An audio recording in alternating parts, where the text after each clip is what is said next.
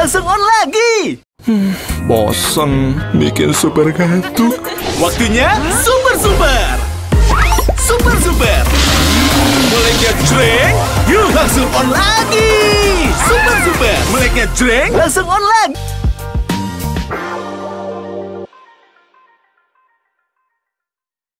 Halo pemirsa, senang sekali kami kembali menjumpai Anda di program Super Don Super Opini, ruang diskusi kita untuk mengupas isu-isu terkini. Acara ini dipersembahkan oleh Super Sour Candy, meleknya jreng langsung on lagi.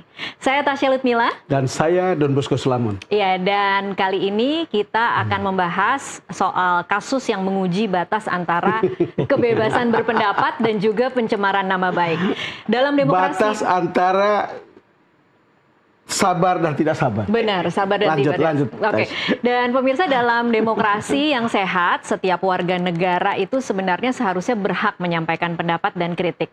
Namun di mana sebenarnya batas antara kritik yang konstruktif dengan pencemaran nama baik? Di mana garis pemisah antara hak bertanya dengan penyebaran fitnah yang merusak?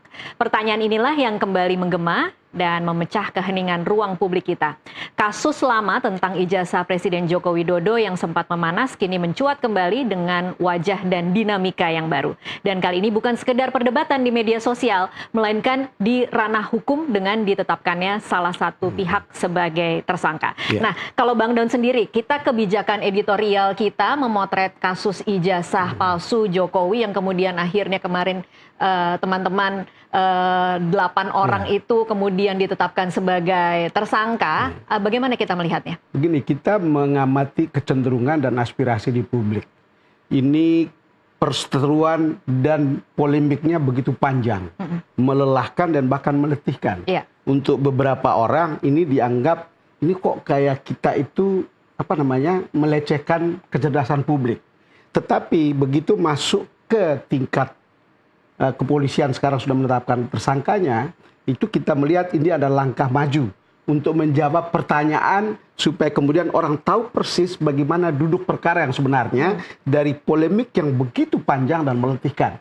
Jadi kalau kita lihat ini sudah sampai ke tingkat yang sebetulnya kita juga sudah menduga, tetapi bahwa sekarang baru ditetapkan, kita melihat bahwa oh ini sudah langkah yang lebih maju begitu. Iya, oke. Dan konkret lagi. Konkret ya. Dan kita akan dari sini kemudian kita harus energinya lebih baru lagi nih berarti ya. Kalau tadi Bang Don bilang katanya lelah dan letih mengikuti kasus ini karena memang sudah cukup panjang. Tetapi dengan babak baru ini berarti kita harus mulai lagi untuk mencermati bagaimana sebenarnya kasus ini. Dengan endurance baru. Dengan endurance baru. Oke.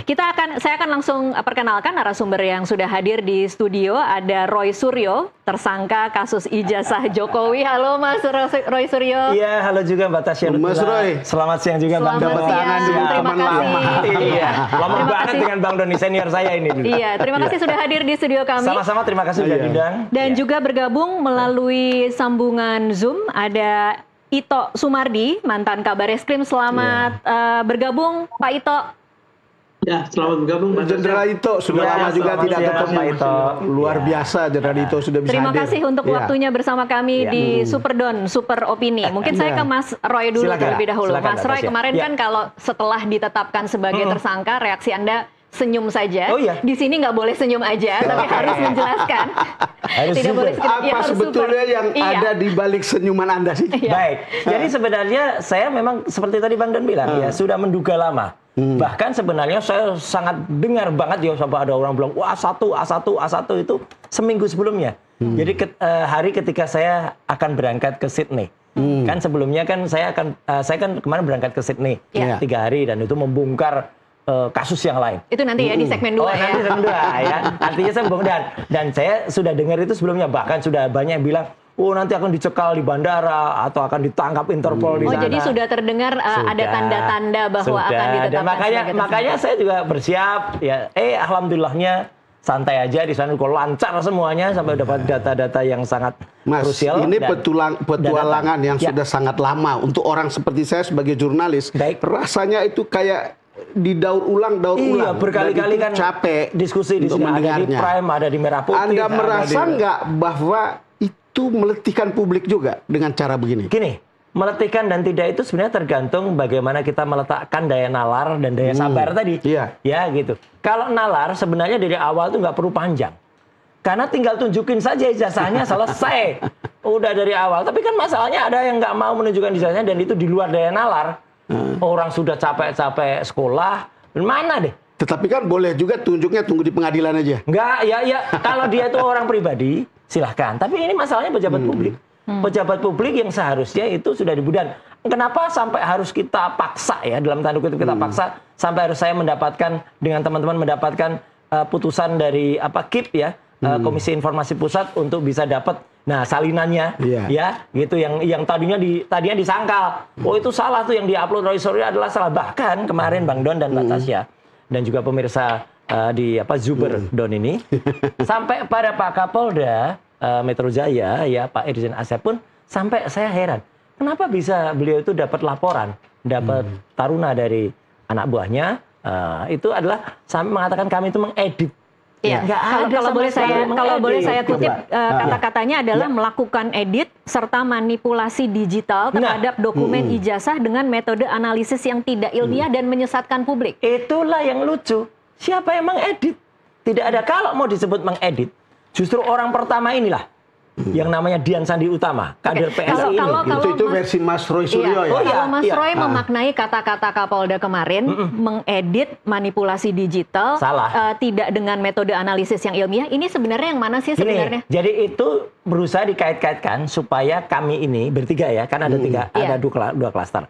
Yang kena itu adalah dikenakan pasal 32 atau 35. Kebetulan saya adalah orang yang ikut merancang undang-undang ITE itu. Betapa ironisnya ya? Ya, pasalnya bukan untuk itu gitu loh. Jadi ini justru ada di FK, justru ada disinformasi gitu loh. Yang problemnya gitu Mas Roy, kan begini ceritanya. Kita bicara soal ijazah ini asli atau palsu. Ya. Tetapi kemudian kan Anda dijerat pasal berlapis-lapis. Nggak apa-apa. Kan kira-kira begitu. Nggak apa-apa kalau memang itu benar. Kalau Anda hanya fokus pada ini ijazah asli atau palsu, tapi kemudian lihat aparat itu melihat atau orang yang menjadi korban itu melihat ini Anda melakukan fitnah kemana-mana dan berkali-kali, kira-kira begitu kan? itu kan menjadi berkepanjangan. Bang Don, itu hak dari orang yang melaporkan saya. Dalam hal ini adalah Joko Widodo.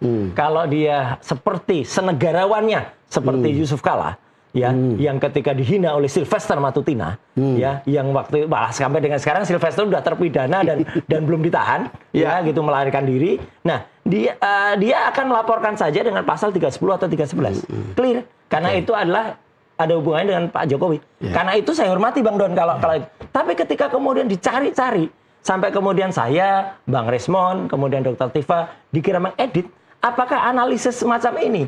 Analisis yang menggunakan software yang error label analysis ini dikatakan mereka nggak ada. Yang mereka satu justru sekali lagi Dian Sandi Utama yang dia ini kalau ini jelas masuk di pasal karena bunyi pasal itu adalah orang yang kemudian membuat dapat diaksesnya, membuat kemudian dipublikasikan. Saya tidak mempublikasikan, Mas Roy, saya tidak mengakses. Sebelum ke Jenderal Ito, sebetulnya saya yang meragukan di dalam kesempatan interview di sini juga ketika bicara soal ini, saya itu meragukan basis analisis Anda dan teman-teman itu adalah basis barang bukti yang sebetulnya tidak valid, kira-kira gitulah. Jangan-jangan barang tidak valid kemudian itu dinyatakan sebagai bagian untuk mengatakan sesuatu yang bahwa ijazah Pak Jokowi itu palsu gitu. Tapi berdasarkan barang yang tidak valid. Bang Don, pernah lihat gambar ini nggak? Saya pernah lihat. Ya, ini valid apa nggak? Saya tidak bisa mengatakan valid atau tidak. Ini yang dipublikasikan oleh Mabes Polri pada gelar perkara.